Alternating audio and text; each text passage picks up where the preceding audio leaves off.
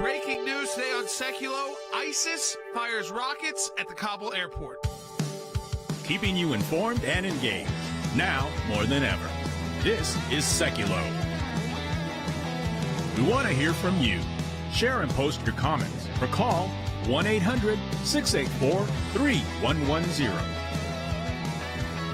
And now your host, Jordan Sekulow. All right, welcome back to Sekulow. We are taking your phone calls, 1-800-684-3110. That's 1-800-684-3110. So, obviously, it was a packed week last week. Former Secretary of State Mike Pompeo will be joining us today on the broadcast to talk about this wind down that is occurring, but a lot of activity, of course, because of these groups who are looking to inflict as much pain as they can on the United States of America while we still have troops there, and they know where the troops are. So the latest development is the rocket attack. So you've had 5 rockets that were fired at the airport. Only one landed inside the airport. No one was injured there, or no one was killed there. And it didn't stop the operations from continuing that are still going on, which is at more, seems like a limited pace. And there was a strike back. We used a system that's a much smaller system to take out mortars and rocket fire. But that is occurring. So now we're in this period where, I mean, it's around 3 o'clock tomorrow Eastern time, where we're supposed to be out 100%. These terrorists know that. So whatever they've got, I would assume they're going to be utilizing in the next 24 hours to try and injure and kill as many Americans as they can. Yeah, and there was also a report that came out yesterday, a text message, I guess, that came out from the United States. Do we have that up on the screen that we can show it to? We do not? Okay.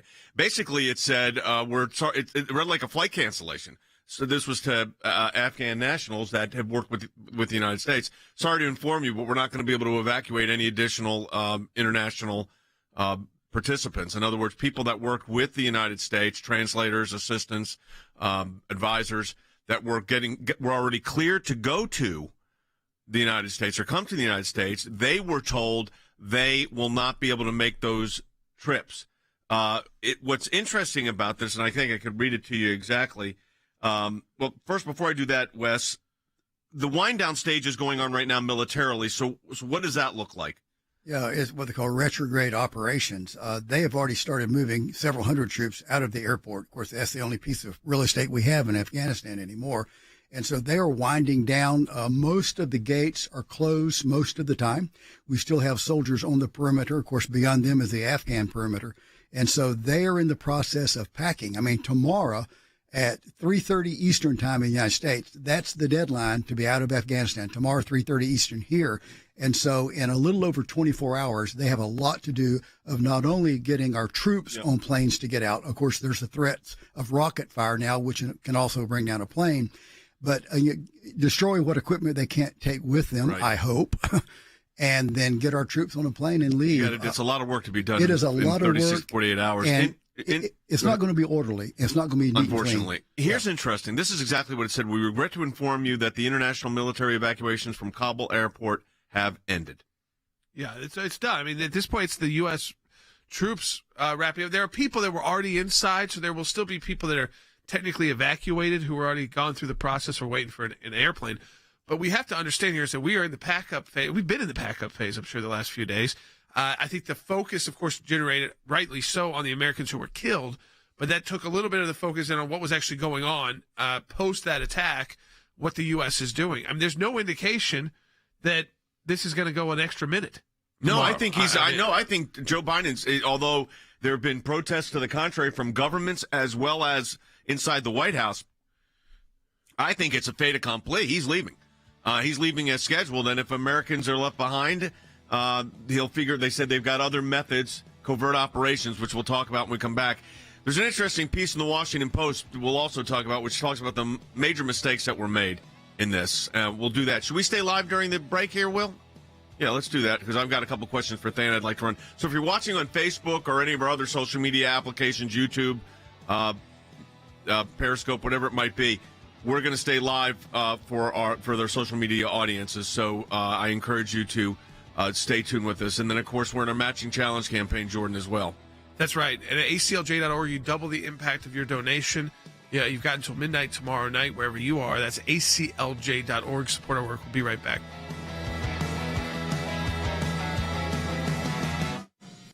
Hey, for Facebook and Periscope and YouTube, whatever you're watching on right now, let us encourage you to share this feed with your friends. That gets more people involved in the conversation. You can also talk to us about this. If you served in Afghanistan, especially, we want to hear from you. 1-800-684-3110. Give us a temperature read, fan, of what's happening in Washington right now.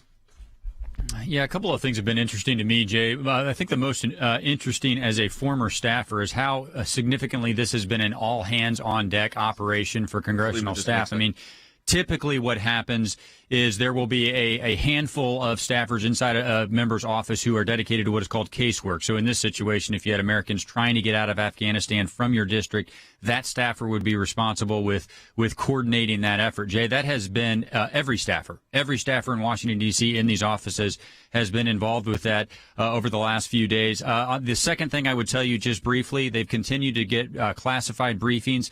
I suspect by the time we move to actual hearings, when they're public hearings, there's going to be a more partisan front. But coming out of those classified briefings, Republicans and Democrats alike have generally not been satisfied at the pace of the evacuation, not been satisfied at how this is handled. I imagine, Jay, Democrats will probably circle the wagons in the coming days, but that has not been the case while we've been in the midst of the operation.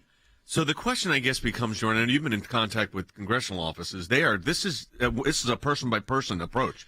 It was. And we are working with them. It's very difficult now because, I mean, this is a wrap-up, so, like, new people are not getting in there. Right. And the question will be is what happens next. So that's a lot of the planning right now is not for planning on to try and utilize U.S. government or U.S. troops, but private, maybe U.S. companies, corporate contractors, and in the next phase, which there's questions about who's going to run this airport, starting tomorrow or Wednesday. Here we go.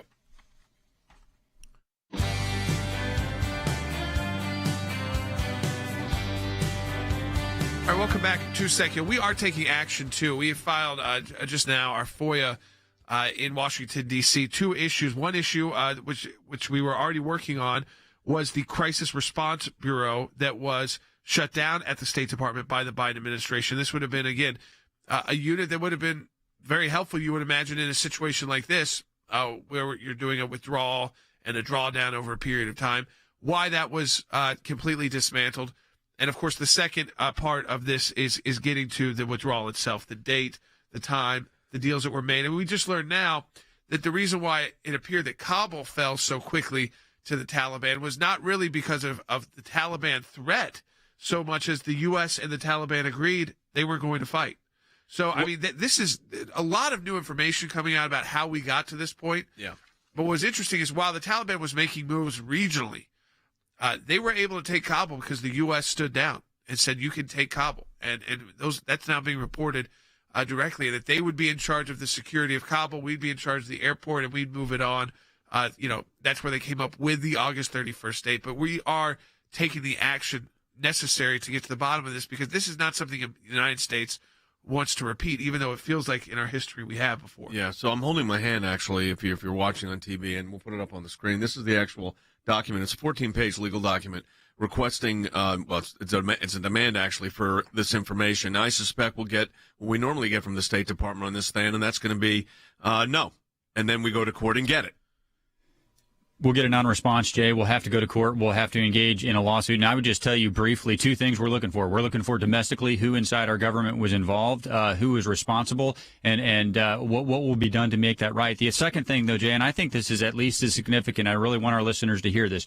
We are laying the groundwork now for the ACLJ and the ECLJ to be at the center of where this issue is going to be very soon. Look, we're in the midst of this crisis, Jay, but we know now that it's going to leave behind what I think is fair to say is a genocidal atmosphere in Afghanistan. We are going to be at the United Nations, at the Human Rights Council. In fact, Jordan can speak to this. He has already submitted a video presentation to the Human Rights Council, laying the groundwork for the work that we're going to have to do in the aftermath. This is messy. It's going to leave behind a catastrophe. But, Jay, this FOIA and our work at the United Nations, we're prepared already. We know it's coming. It's not an optimistic thing, but we're going to be right in the middle of it. We're not going to leave the people that are behind. All right, so this is from the Washington Post. I think appreciate that, Dan. This was published yesterday. So it's America. It's called the Day America Lost Its Longest War. And it talks about that the president of Afghanistan, leaves and law and order begins to break down. Then there was a hastily arranged meeting in person. This is what they put in the Washington Post.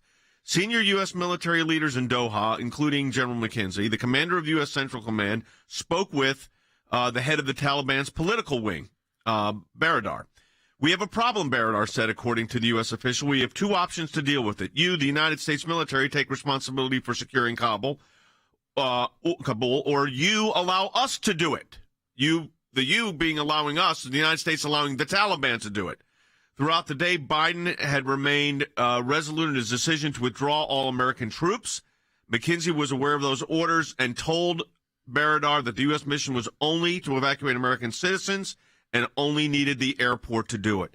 The lack of having U.S. troops controlling the access points to the airport, I think, proved to be the first and most significant military failure in this. And this Washington Post piece, again, the Washington Post points that out, Colonel Smith. Yeah, I mean, the mistakes keep being compounded by additional mistakes. But early on, this is after 34 provincial capitals had fallen to the Taliban across the country. By the way, in the agreement we had with the Taliban that started with the Trump administration, it said specifically, you cannot take provincial capitals. If you do, there will be military repercussions. It's very important for you to say that again. Yeah, if provincial capitals are taken by you, the Taliban, we will take military action. And of course, we had the power to do it. One by one, those provincial capitals fell, 34 of them. And then they get to the capital city of Kabul.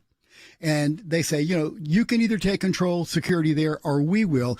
And we forfeit. We let them do it. And of course, at the time, General McKenzie's thinking, I only have 2,500 troops I'm going to have. They ended up sending in 5,000 more, which would have been enough to secure Kabul. Plus, we still had Afghan National Army troops with us. They were also in Kabul. And yet they did not tell the Taliban, look, between us and the Afghan army, we will secure the city until we get out. No. They literally, just like they did with Bagram Air Base, they gave the capital city of Kabul to the Taliban for, quote, security. And, of course, 13 American service members are dead later on because of that decision. I think that this is where the American people want answers. Is exactly how we got to this point, where the Taliban got to this point after 20 years Unreal. of nonstop conflict and war. Why were they able to reconstitute so quickly and take these places, and also to get to this point where if these agreements were made, 13 troops, over 100 people killed on these attacks.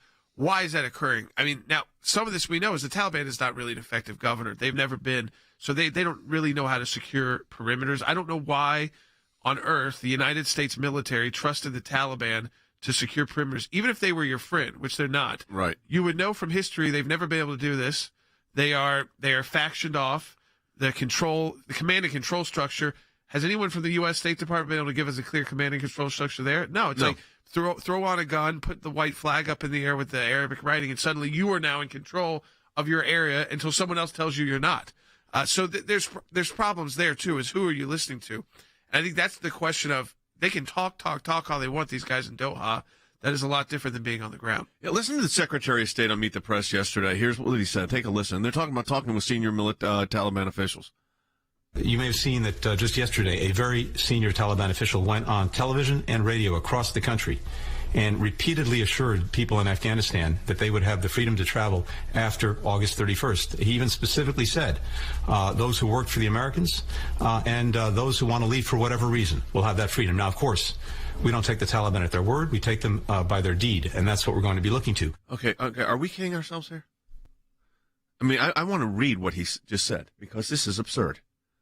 You may have seen yesterday that a very senior Taliban official, like now they're telling the truth, I don't even like calling him an official, went on television and radio across the country and repeatedly assured people in Afghanistan they would have the freedom to travel after August 31st. You mean after we, the United States, gave them a list of who our people are, who our translators are that were on the list to go, you think they're going to let them leave Afghanistan? Does anybody think for a moment that what's not going to happen on Wednesday is going to be an unbelievable, brutal, terroristic takeover of that country?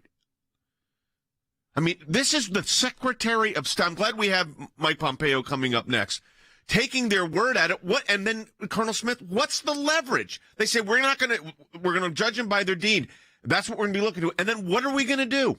If the Taliban is not cooperating and keeping their word now, why would we think that after midnight tomorrow in Afghanistan, suddenly they're going to start keeping their word. As Mike Pompeo pointed out in an article on our website, they've already begun the door-to-door seeking out people who cooperated with the U.S. government and summarily executing them. They're targeting Christians especially. Right now, that's going on. Why would Secretary Blinken think that somehow magically after midnight tomorrow, that's all going to change? We probably should, if we've not already done it, our UN team should probably, immediately get to the Human Rights Council and these other entities. We already got it going? Yeah, so we've already done that. I mean, we did that early on because you knew that the U.S. was pulling out, so these international institutions will play a key role because they will be able to get inside. They should be able. They're going to provide humanitarian assistance and economic assistance to the Taliban. The Taliban wants that. So what you want is the UN at least going in and saying, if you're going to get this, you have to do this, and allowing the nonprofits and NGOs. That's who's going to be playing the role of assisting those who are in need. But that is still a small group. We are unleashing the Taliban on the Afghan people. Most of those people never will qualify to come here with a special visa. You don't, just because you're a woman, you don't get that. That's not something you get. And we know the treatment and what will be different. We also know that those who worked with us, those who do have the passports or the right stamps, the right documents, paperwork, for them to actually get to us is going to take private work. So we've taken those steps now. I think in the next really 24 hours, what the world is going to be looking to is not so much the U.S. doing this or not, but of course those final images, knowing that you've got a hostile, not just an enemy force ready to take the city, but what's an enemy force that is firing at you. I mean, that is unfortunately why there will be so much attention in the next 24 hours. Yeah. Is that we know this is almost like a war zone. It is. Oh, actually, it is a war zone. They've been killing Americans, the Taliban has, for 20 years. That really, if you look at the people they're killing now, are allies who are in Kabul itself. They have not stopped that behavior, and it will only get more so after midnight tomorrow. When we come back, we'll play too. I mean, Jake Sullivan, who is the National Security Advisor to the President, said that billions of dollars was not soft power. This guy who's at least an academic, that is soft power. You're talking about non-military actions. It doesn't matter how much money you're talking about to buy someone off. That's soft. That's not hard. Hard means war. So they're redefining a lot of what they mean to be engaged in the world. These are the people that the Europeans all applauded. Remember that at the end of the day. They applauded. Now they are begging and wishing for a different government. But that's not going to happen. We're dealing with our current government and the current situations as we do with the ACLJ, dealing with reality. We'll be right back. Former Secretary of State Mike Pompeo is joining us.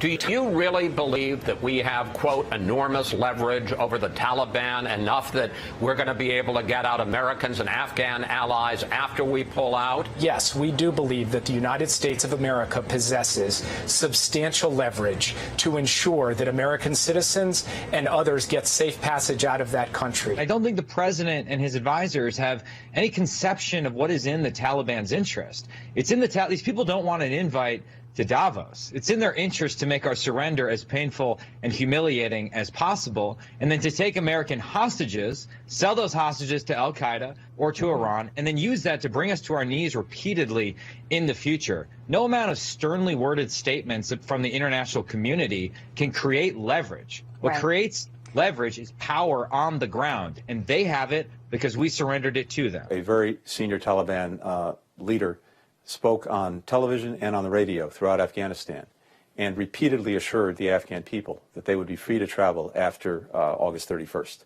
But Secretary Blinken, they do not trust. I mean, I know you say you don't trust the Taliban, but now you're telling me we should trust what the Taliban said. We have very significant leverage to work with over the weeks and months ahead to incentivize the Taliban to make good on its commitments. This notion that we have leverage over the Taliban, let me tell you, having sat across the table from these thugs, they're going to turn it on this team very quickly. Every time they don't get access to the billions in foreign reserves or economic assistance or international recognition, they can walk right down the street and take another hostage.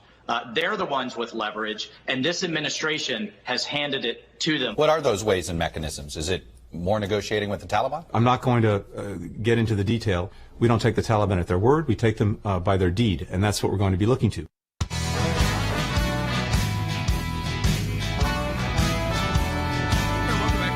Sekulow. We're joined by former Secretary of State Mike Pompeo. I want to play this soundbite. This is Chris Wallace talking to the current National Security Advisor, Jake Sullivan, on Fox News yesterday. Take a listen, bite 6. This fella, Haqqani, he authorized suicide bombings against U.S.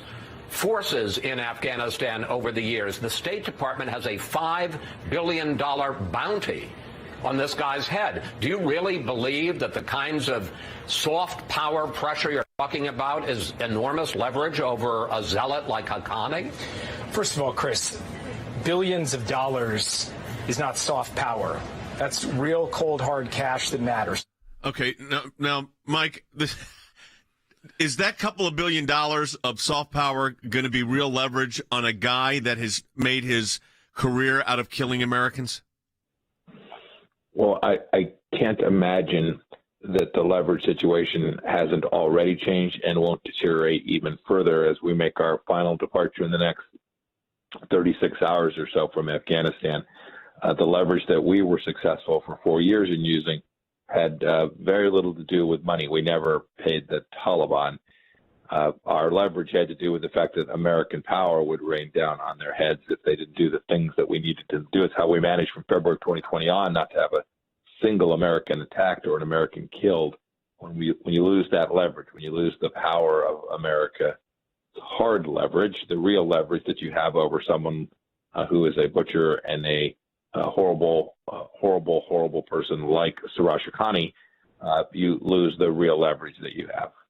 You know, Secretary Pompeo, you've got a new piece up at ACLJ.org, went up on Friday, but I want to draw people's attention to it because the piece, the headline of the piece is the Biden administration's created a humanitarian crisis and potential genocide in Afghanistan. I want people to read the piece at ACLJ.org and share it with their friends and family. But that aspect, I think people see the humanitarian side. They realize this is not going to be good for most people, most Afghans who don't have permits to even travel. So they don't have a place to kind of even look towards to in private companies and these evacuations that may still go on privately or through contractors. But the genocide statement there, the fact that in the last 20 years people have had more freedoms in Afghanistan to decide their faith, not perfect, but they've had these opportunities. And you're very concerned that this is that we are putting these people in a very dangerous situation. Well, it's almost certainly the case that it's deteriorated materially in the last couple of weeks already in those areas that had previously been under the control of the Afghan government. Life was more normal than it had been in an awfully long time in Afghanistan. There were women going to school. There were kids being educated. It wasn't America, but it was better. The places that were governed by the Taliban was significantly worse, massive human rights violations. That now is the state of affairs for nearly all of Afghanistan. And so the lives of these people will be severely diminished and their freedoms almost vanish. You know, one of the things, Mr. Secretary, that came out of all of this was the negotiations with the Taliban as it relates to the military side of this. And apparently, according to the Washington Post, there were negotiations going on between General McKenzie and the head of the Taliban political wing, Baradar. What's interesting about this is the Taliban apparently said that the U.S. could control Kabul. That would have been appropriate. They could have done that, or the Taliban has to do it. It's one or the other. And the United States decided to let the Taliban control it. And I think that probably is a pretty fatal mistake. Your sense? Well, if that reporting is true, I've read the article as well. If that reporting is true, there had to be enormous political pressure coming from the most senior elements of the White House, directing the military to stand back, to saying that we're not going to devote the resources necessary to go protect Kabul. I can't imagine a military leader making a decision that says, nope, you can have the city. We'll just take this little old airport as our security outpost. I would have thought the military leader would have wanted the more expansive security perimeter that having control of Kabul would have provided. But my guess is, and I don't know this, my guess if the reporting's true, the White House had clearly made the message known to the military leaders: shrink as fast as you can, get as tiny footprint, August 31st is a real hard stop no matter what these guys do. Even if we have Americans left behind, we're going to leave on the 31st. And the military leadership was trying to make decisions inside of that massively politically constrained environment. How dangerous, Secretary Pompeo? I mean, we saw what can happen to our troops if just one of these bombs is able to get through. I don't know if they're still as exposed right now because they have sent out these messages that they're basically only dealing with the people that are left. But it would seem to me that this 36 hours, taking out all the politics, whether we should go or not, but for our troops, very dangerous on the ground. Yes, Jordan, this is a perilous time. These kinds of transitions, even perfectly executed, are always difficult to manage. I pray that our military has been provided the resources they need to execute this in a way that reduces risk. There's no doubt as you're trying to get that last piece of equipment, those last people that you have decided are going to be on the inside out. It is a very difficult problem set, and contrary to what we've heard some of this administration senior leaders say, these folks don't have an incentive to make this easy. In fact, they have an incentive to make us pay a price as we're exiting, so that we'll never consider returning again. Mike, I wrote a book years ago when ISIS was barely known called Rise of ISIS, which was based on a research project I did at University of Oxford in 2015, and it was when barely anybody knew of ISIS. And then you've got the ISIS-K because it's handling that province involving Pakistan and of course, Afghanistan. And then the administration keeps pitching this, well, the Taliban is the mortal enemy of ISIS. History has shown, however, that even mortal enemies within a religious group, say the Sunni and Shia, and the Iranians, who then will back both if there is a common enemy that they think is larger and more significant for their overall exporting of their terrorism. What do you think the risk is with the Taliban and ISIS, especially the Taliban giving a safe haven to ISIS? Are we going to be looking at ISIS 2015 again? Boy, they definitely have varying approaches, but your core point is spot on. These folks are gladly work together against the great Satan. Right? There is more of a bond with the common enemy than there is an adversarial behavior as between them. That risk certainly continues. Look, you have the Sunni al-Qaeda leadership sitting inside of Shia Iran today in Tehran. The al-Qaeda senior leadership is sitting right in the capital of Iran. They will find accommodations entente way to work together against the United States and against the West. And so, yes, the risk of ISIS return and ISIS rise is very real. And I hope that there have been the resources appropriately placed in Afghanistan to prevent that, but I have not seen any evidence of that today. Can I ask one last, really quick? We got less than a minute left here. What is this doing for our image globally? I mean, they the Biden administration said we're the global leaders again. It sure doesn't look that way. No, it doesn't feel that way to me, and certainly doesn't appear that way to the folks who reached out to me and called me and are very concerned about American credibility and the fact that we've committed treachery from their perspective with our friends, and that's never a good place to find yourself. Certainly a horrible place for the United States to find itself. Yeah. We appreciate it. Secretary Pompeo, of course, is our senior counsel for global affairs at the ACLJ. Great to have you as part of this team. So helpful, and your knowledge that you're imparting to our audience. We can't thank you enough. Thanks, Mike. The piece is up at aclj.org from Secretary Pompeo. The Biden administration has created a humanitarian crisis and potential genocide in Afghanistan. So I want you to share that with your friends and family, because that's looking post also the withdrawal, which, again, the attention is going to be on that. Look at all the resources that we have available for people. And this is, good. We're in the last 2 days of our matching challenge campaign, but I was just thinking about that, Jordan, the resources that we've been able to bring to these. Who knew that we'd be dealing with this when we hired Mike just 3 months ago? And we're able to do that because of your support for the ACLJ. We've got a matching challenge right now at aclj.org. Double the impact your donation. We'll be right back. All right, so Facebook audience, stay with us here. And again, let me encourage you to share this with your friends. Very important that you do that. Fan, as Secretary Pompeo was talking, I was thinking to myself that the political ramifications, as Jordan, I was only got a minute here, but the political ramifications of this have to be pretty serious. And this is a colossal failure. Colossal failure. I would say political and electoral. Yeah. I mean, Jay, I think this is going to resonate all the way to the midterms, all the way to the next election. And, internationally, the reduced standing of the United States for all sorts of negotiations has really been elevated here. But, Jay, I will tell you this. It's one of the main reasons we're at the United Nations, because when the United States doesn't lead with strength, those bodies have more clout, and it makes our work there even more important. I'll tell you that my concern, we'll talk about this when we get back, is I don't see an easy way. This doesn't end well. I mean, there's no ending here that's good. We'll talk about that when we come back. Yep. Keeping you informed and engaged. Now more than ever. This is Sekulow. And now your host, Jordan Sekulow. Here's what we have in the world right now. And, of course, praying for people who are in the storm's path for that part of the country. And obviously we're just kind of starting to see what the storm did as people are turning back on. We know some people without power in places that are very hot, very humid, and not easy to deal with. And then we're already reeling from packed hospitals. So I think that there's going to be, listen, a humanitarian issue right in our own backyard. There already is because of this storm that has hit the Gulf. But second, we also know that the withdrawal in Afghanistan is coming, and this is coming within 36 hours. But I mean, really, it's tomorrow afternoon. So not long after this broadcast is over tomorrow, we're supposed to be out of Afghanistan, the entire U.S. Government, the military, and we know that there will be people left behind. We know people are already preparing for how to get people out after the U.S. government leaves. But there's major questions like, who's running that airport? Is the Taliban going to become, air traffic controllers?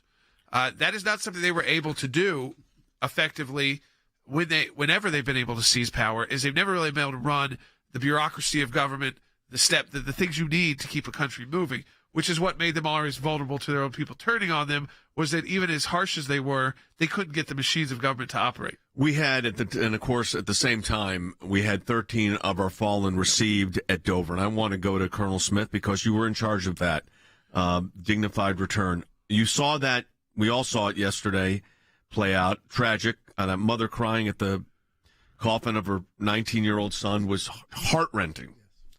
Yeah, it brought back for me, because I spent over 3 years doing that mission at Dover Air Force Base. It brought back to me a lot of memories and what I call a lot of emotional memories. And the thing that a lot of people don't realize what's behind the scenes there, these families, when a casualty notification officer knocks on their door and informs them that a loved one has been killed, they have to make a decision on the spot whether or not they will go at government expense to Dover Air Force Base to receive the body of their loved one. There's no time to think about it. They need to know right then, because they have to decide we're going or we're not. If they decide to go, most decide to go. About 3/4 of the families decide to go. Yesterday we had 13 casualties. Not every family member came. We had over 40 family members that showed up yesterday. I talked with people that are on staff there as late as this morning. But yeah, it's a tough situation for the families. It's very emotional. They are still in states of shock and grief when they stand on that tarmac and watch those flag draped transfer cases come off that plane. I mean, you've been a pastor for a long time, and as a chaplain in that kind of situation, what are you communicating with the loved ones? Communicating with them that it is okay to be in shock and grief. And I was often asked, will I ever get over this? And my response consistently was, no, you will get past this someday. You will not ever get over it. It's emotional not only for the families. I tell you what, it's emotional for the dignitaries who come there from Washington, D.C. It's especially emotional for the staff. I thought about this yesterday because we haven't had very many casualties in the last year and a half. Some of those young airmen and Marines that are stationed there, they've not dealt with mass casualties in all these families like this. And so it's all new for them. And I will say one other quick thing. And this was not a surprise to me because, like I said, I spent a long time being there when President Obama was president. But I do know for a fact that yesterday when President Biden came, there was so much anguish and so much anger that 1/4 of the family members there refused to meet with the president. They graciously said, no, we will not speak to this man. That's very sad, but it's very, very telling as well. Yeah, I mean, we listen, when you look at some of the ages of those people, they were not born or being born during 9/11. I mean, so it was some of them not, a lot of them not. It was not real as the same kind of way it feels was not the same way. And of course, our conflict zones, while our U.S. troops are always putting themselves in danger, even their training is dangerous enough.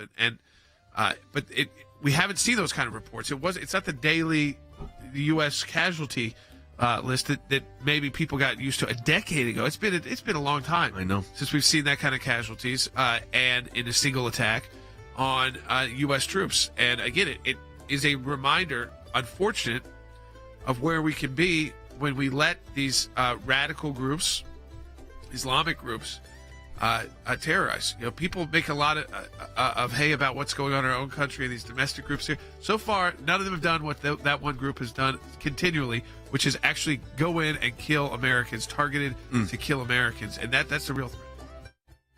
There has been a resurrection, a return of the Islamic State in Afghanistan, utilizing the withdrawal of U.S. troops to begin amassing their own troops. New concerns over ISIS threats in Afghanistan. When the Taliban let everybody out of the jails, they let their own fighters. I'm talking about the detention centers where the terrorists were. We are on the brink, unfortunately, I think, of one incident leading to another war in Afghanistan. And then you've got Khalil Haqqani, the Haqqani Network, which is a leading Taliban figure. He was out of Afghanistan.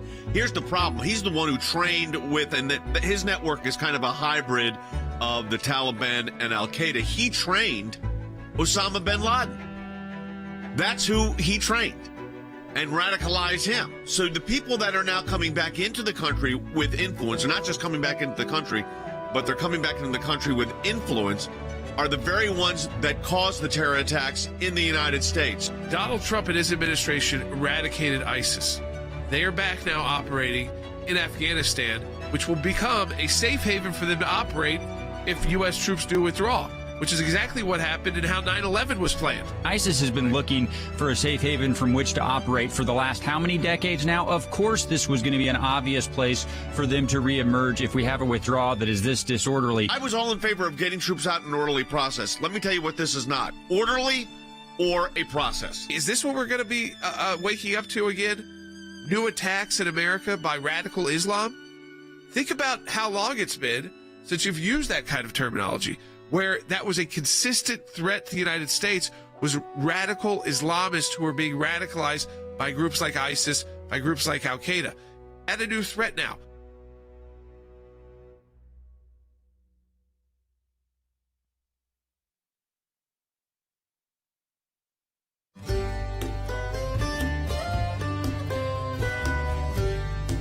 All right, welcome back to Secular. We're taking your phone calls to 1-800-684-3110. Frank is calling in from Florida. If you want to be part of the show, it's 1-800-684-3110. You can also put questions in on Facebook, Periscope, YouTube, social media, too. We can get to those as well. Hey, Frank, welcome to Secular. You're on the air. Thank you for taking my call. I got two questions. I'll try and make them brief. One, I mean, you take Air Force Base, and two, could Mujahideen. Okay. All right, so I think I got what you're saying. So one, I don't think there's no option to take Bagram. This is done. To take Bagram? I mean, no. This would be, there's no reversal. It would take an invasion of American forces in the tens of thousands. We'd see it. It would not be something they would be able to hide. You'd see these forces coming in. You'd see we've given the base. Movement. We've given the. That's gone. We've given the and ammunition. Mujahideen is the Taliban. So they became they're breakoffs. They're not everybody who fought in that did not become a member of the Taliban. There are other tribal factions that are not Islamic hardliners, but for the most part, that is where they became. So, but you're going back. Remember that same thing with our troops who got killed on Friday. Most of these Taliban fighters, same thing. Right. They are not coming at this with the history of living necessarily through 9/11. They may have been born around then. But they're young. When you see guys on the street are the same age. They're in their 20s. So they are not. So some of us are looking at this from a perspective that I don't think is how the people on the ground are necessarily saying this. Now, the planners are. So they all, everybody who's playing this at the top level, of course, has lived through this, has probably lived through similar conflicts. I think the most similar it looks like is Vietnam on what it's feeling and looking like. But what we know with radical Islam and the different from the communists that we're fighting is the spread of this into our country. They try to find a safe haven where they can then operate and plan attacks in the United States. And that's what this ISIS group is about. Right now, they've got Americans there to target. So Colonel Smith brought up a very interesting statistic that came out from the State Department over the weekend regarding Americans being left behind. There will be Americans left behind. They always caveat with saying any American that wants to leave. These are people that want to leave. Yes. So what's the status exactly? Yeah, last Thursday when the president made his speech following the bombing, the two most shocking things he said was August 31st is the firm date, and he admitted that day that there probably will be Americans and our allies left behind. Yesterday, the State Department released their figures. Their estimate is there are about 150 U.S. citizens who have chosen to stay. They think there are probably 250 more U.S. citizens who are simply stranded there in Afghanistan for the time being. I think the State Department they're lowballing that figure, but they owned up to the fact, which surprised me, that there are 250 Americans who would like to get out. They cannot get to the airport and they cannot get them out. And of course, they're depending on leverage and the good graces of the Taliban, who've been killing Americans for 20 years, to help us get those citizens out. Yeah. So you're talking a serious situation, which, Than, I'm going to play Jake Tapper's interview with Senator Moulton Representative Moulton in a minute. But I think it's worth reiterating to our audience that members of Congress have been working with individuals from their districts in Afghanistan trying to help get them out, including Christian missionaries. Yeah. Yeah, when Wes talks about lowballing the number of 250, this is just anecdotally, Jay, but I've been talking to members on the Hill, and offices, Republican, Democrat alike, say that they are inundated with people, either firsthand or secondhand contacts of Americans who are in Afghanistan. So I think that number is extremely low. And I've heard from a number of them this morning, Jay, who said, we're essentially preparing for what happens on September 1st. We know we're going to have to shift to our efforts to be unconventional. They're not going to be evacuations on U.S. aircraft. They're probably going to be over ground on other borders. But, Jay, there's no other way to put it. This evacuation is leaving Americans stranded in Afghanistan. So take a listen to this. I want to get Jordan and Than's reaction. Is the process going as smoothly as the White House describes it? No, Jake. I mean, look, there's one of the things we learned on the ground there is that one of the biggest burdens on the troops are all these haphazard requests coming in from members of Congress and members of the administration in no sort of organized way. So the troops, again, on the ground are doing this incredibly heroic effort, not only out there in front of the gate to find these Afghans, but behind the wire in the airport to simply identify which ones we need to get, to sift through thousands and thousands of requests and figure out which ones we need to bring over the wire. So the system is not working very well. But I think we're at the point now the system is done. You know, I mean, we got to live in reality now. This system, haphazard or worked, you know, it ended with basically the death of 13 Americans being killed, active duty troops, and I think that was it. I honestly think that they were already having to wrap up. That's how many days they said it would take for the military. It's 3 to 4 days to finish up their route. I think once that happened, this administration politically has decided we're going to maintain this tone. You're not going to be thinking about this in a year. We got COVID, we got hurricanes. Right. We've got a lot of domestic issues, trying to get people back to school, quarantining still again, all those issues. So this will not be where you focus. Yes, people will care that Americans got killed, but they will not be focusing on this months from now. There's reports coming out right now, it's on Fox News and some others, that the Taliban has kill squads, which we know they do have, to try to hunt down U.S. allies. These are individuals that assisted the United States during this conflict. Yeah, and we actually gave them a list. We gave them a list of their names and their locations, their addresses, and so it is no surprise that the Taliban is killing them.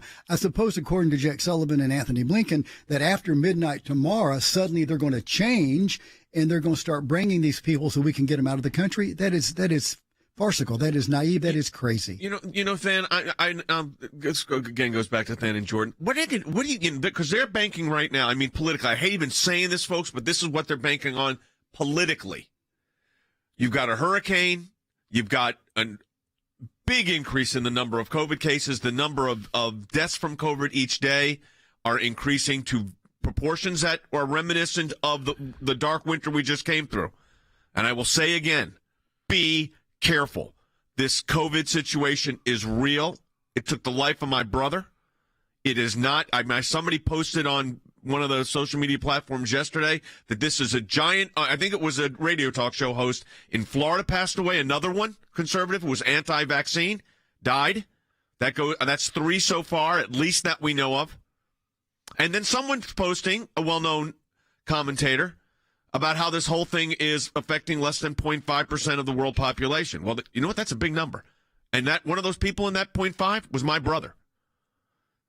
So this is not pretend. No, this is real. And people are allowing, and this is what I'm concerned about, the government is going to shift the focus, and I understand why they're going to do it back to the vaccine, back to the pandemic, because that's their segue out of this. I'm telling you, they're both horrific and awful. And you're giving them ammunition if you're doing nothing to protect you or your family. And frankly, you're putting everybody at risk, including my grandkids.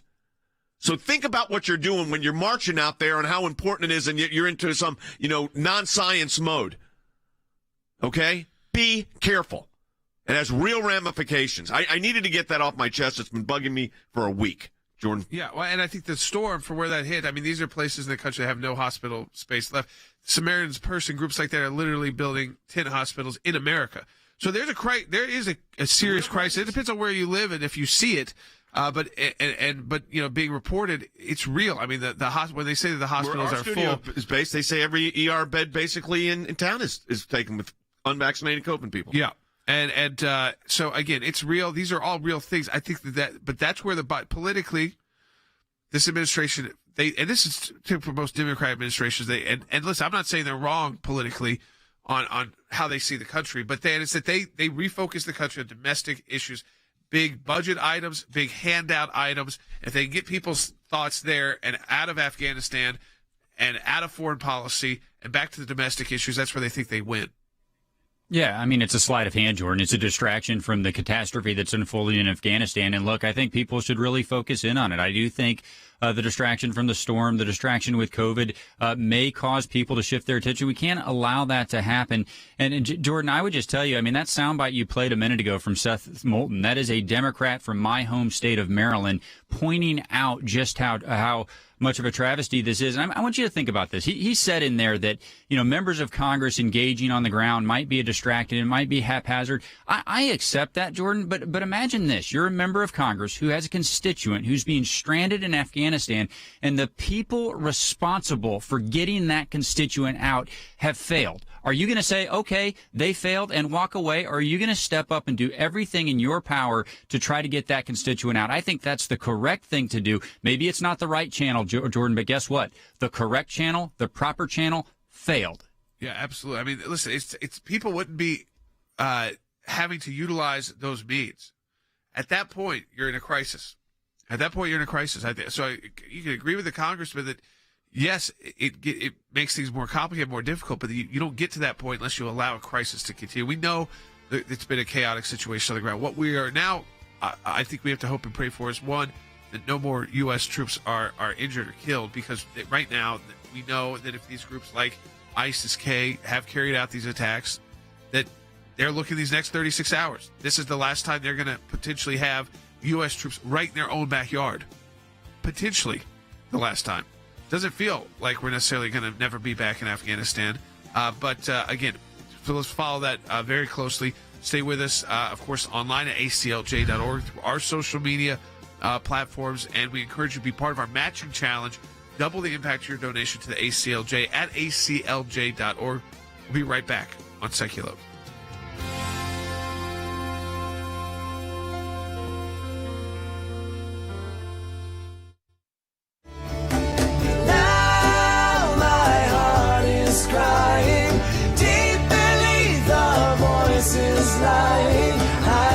Stand to see this evil anymore. And while the world is sleeping, we condemned for just believing. I can't stand to see this evil anymore.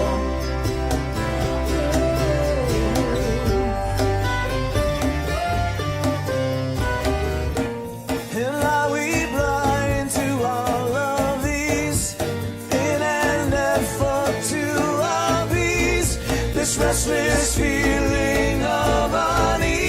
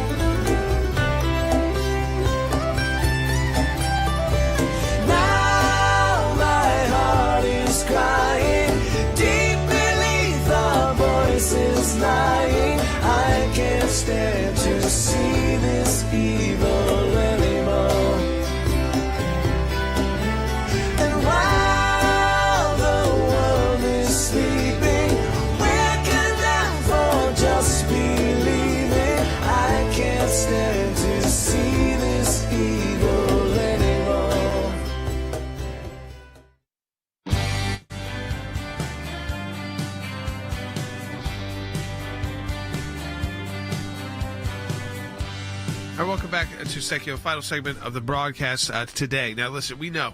So at this time tomorrow, we're talking to you. There's only going to be a few hours left while we're live on the air for the United States in the deal with the Taliban. And what it appears to be is that they are going to be going down to final hour, but we're out. I mean, I think that the discussion of what could we do, what could potentially, all that's done for right now. Anything else would have to be a whole new invasion of Afghanistan by the United States or something similar. I don't even know what happens tomorrow with embassy. So our embassy is gone in Kabul. That was taken by the Taliban. Right. It moved to the airport. So we have no diplomatic at all representation. It doesn't appear that we are, because how would those Americans be safe without U.S. troops protecting them? So if they're gone, then the diplomatic side is gone. So what are we left with? And I think that then you look at the situation, you realize we're going to be left with a humanitarian, as Secretary Pompeo writes for us at ACLJ.org, this humanitarian crisis. And the world's going to have to step up. This is, again, not good for the United States. When we're talking about having to have the UN come in there and having hopefully they can do the work, because we know that's corrupt. It's not as doesn't efficient, help the people, and it's much more difficult to get things done. You think that we have bureaucracy in America? That's nothing compared to what they're dealing with. But that may be the best place to turn right now, because there will not be official representation on the ground. Very difficult situation. And I think what we have to worry about right now, I mean, what all Americans should be concerned about is our U.S. troops that are there. We know that they are being targeted. The rocket attacks that have happened, thankfully, did not. But those bombing attacks, if this group is what they have been described as being, this ISIS-K, this would be where you threw all of your assets possible in the next 24 to 36 hours. So the question that I have is, as we evacuate, basically here, one thing I hope doesn't happen, the press should be respectful of this, is we don't give the detailed plans of how we're doing this. But we probably have troops evacuating now.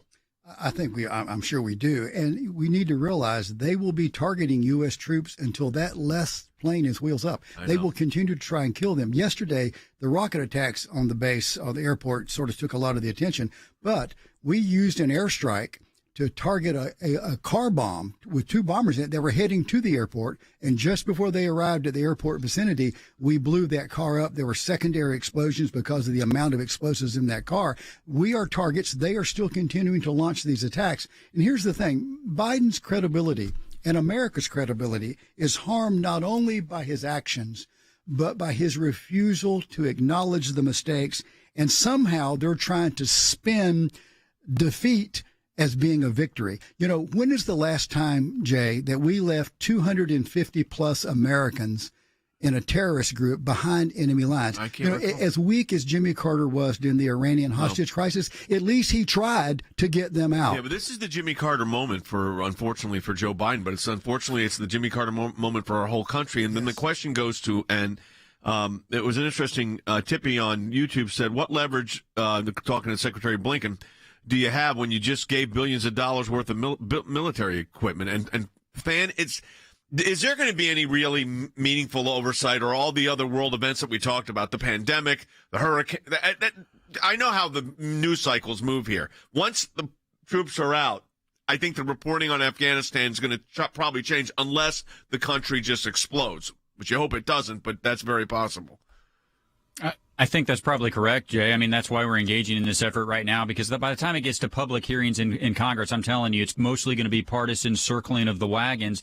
But look, one of the questions that has to be asked, and there has to be accountability on this, Jay, is why were the Taliban allowed to call the shots here? I mean, you guys walked through the provincial capitals that were surrendered and there was no recourse taken. Well, right now, I mean, actively, Jay, there are 3 asks on the table from the Taliban. They want international recognition. They want foreign aid from the United States, which, by the way, it looks like we're going to give them. And they want no sanctions. So while I think the political atmospherics will come back and there will probably be partisan leanings, I mean, the questions about whether or not to give the Taliban foreign aid, Jay, those are still critical, and members of Congress better stand up and do the right thing on that. I don't have a lot of confidence they will, though. This is the bottom line. What we know is that this situation, very dangerous. It is a very dangerous, real-time situation on the ground for our troops. Long-term, listen, I don't know how much the world, I think you're right, how much is the world, and especially U.S. and Western media, going to focus in on Afghanistan once we're gone? I don't even know how many of those outlets will be there. I think there will be some definitely residual because there's an interest in, okay, what happens to this airport tomorrow? What does the Taliban do as a governing body trying to actually control the streets? They aren't doing a very good job of it. I mean, they've allowed it to get, if truly that was their role, and they are trying to prevent this group like ISIS-K from gaining more power, they weren't able to. And again, so yes, chaotic scenes, but also, again, this U.S. departure, I think will be, it's going to be quite an image tomorrow, whenever that last flight takes off. And on the ground, I think it's more chaotic than ever before. So, again, I just think that that's where the focus should be right now, the American people, on our troops, their safety, because the policy-wise, we're going to have a long time to talk about that and get to the bottom of issues. Yeah. They're gone tomorrow. But listen to what Anthony Blinken, Secretary of State, said in March about how we were going to handle this withdrawal. Take a listen to this. Whatever we end up doing, again, is going to be informed by the thinking of our allies.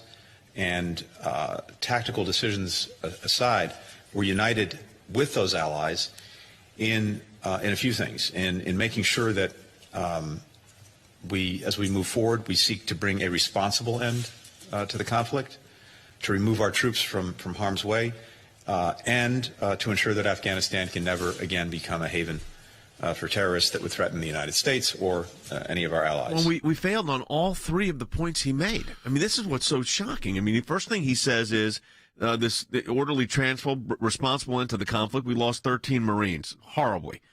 Then it's to remove the troops from harm's way. Well, we're doing that.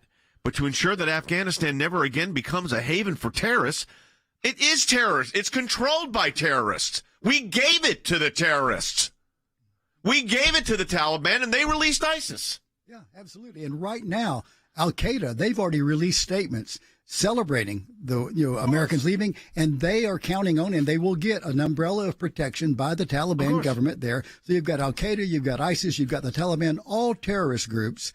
It is a complete rout of America. It's a complete victory for these groups. And to try and pretend otherwise, I just don't think the average thinking person is going to buy that. You cannot take something that is a surrender and act like it's a military victory, and that somehow a defeat is not embarrassing and humiliating and has long-term bad repercussions for people around the world. Listen, we none of us can predict these 36 hours exactly. We know the scenes. People are just trying to process what happened last week and the amount of loss of U.S. life. Yes. But this will, the threat for that is very real. It's probably increasing since Friday. And so these defensive measures that are put in place, at some point, you got to pull those too. Yep, you're absolutely right. Let me say this. We're going to play, as soon as we're done with the broadcast, I'll just on our social media platforms, a song that our band wrote called Where I Stand that we performed with Ricky Skaggs. And I want to play it because it really talks about this kind of evil. But it gives you a chance also to listen to the music, but pray for those fallen, pray for the remainder of our troops. To put the politics aside for a moment, let's pray for our troops' safety and for those that helped the United States during this 20-year war, that somehow we'll be able to protect them in some way. But I encourage you to listen to this song as we close out this broadcast and also support the work last 2 days of our Matching Challenge campaign at ACLJ.org.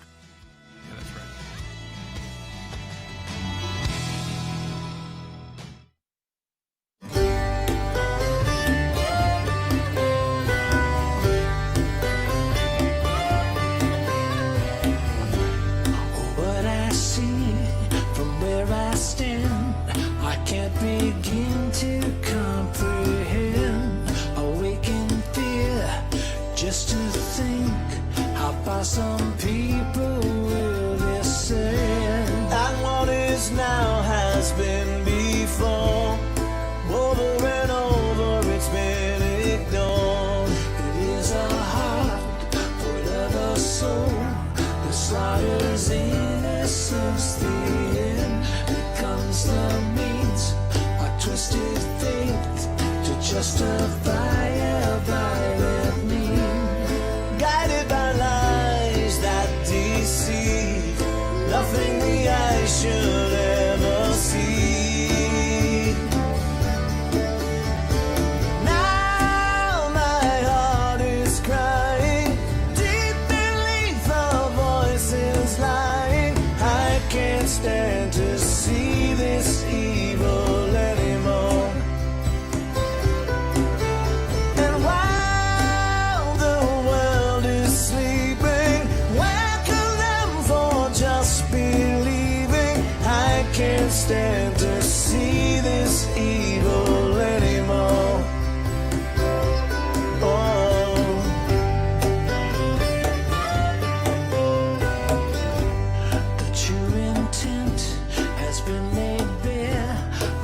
Pretend it's just not real. The time is now. We must be strong and not allow it to prevail. Father in heaven, hear our prayer. Strengthen your souls lost in despair. Now my heart is crying. Is lying. I can't stand to see this evil anymore.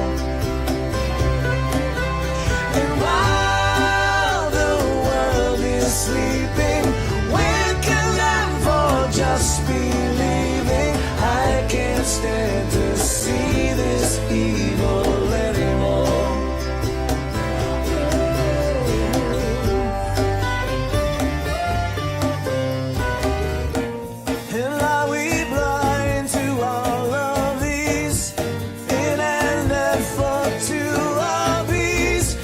Restless feeling of unease.